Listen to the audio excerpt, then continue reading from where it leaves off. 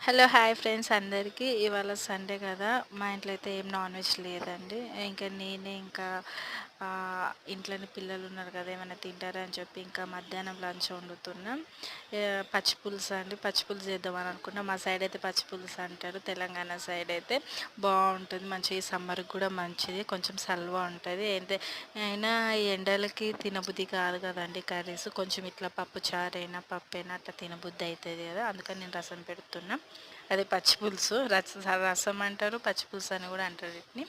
ఏం లేదండి, సింపుల్గా ఆయిల్ వేసి ఆయిల్లో కొంచెం ఒక గింజలు వేసి ఎండుమిరపకాయలు వేసి కొంచెం ఆనియన్స్ వేసి ఇంత పసుపు కారం ఉప్పు ధనియాల పొడి బాగా మగ్గనిచ్చినాక అయిపోతుంది. అయితే మా వారు అన్నారు పచ్చి పులుసు ఒకటేనా దాంట్లోకి ఏం లేదా కాంబినేషన్ అంటే, ఇంకా నేను ఆలుగడ్డలు ఉంటే ఆలుగడ్డలు చిన్నగా కట్ చేసుకొని ఫ్రై చేద్దామని అనుకొని ఆలు ఫ్రై కూడా చేస్తున్నాం.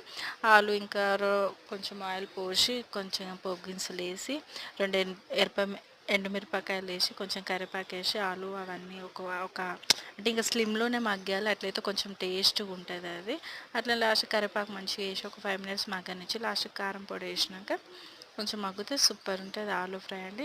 పచ్చి పులుసు ఆలు ఫ్రై సూపర్ ఉంటుంది కాంబినేషన్.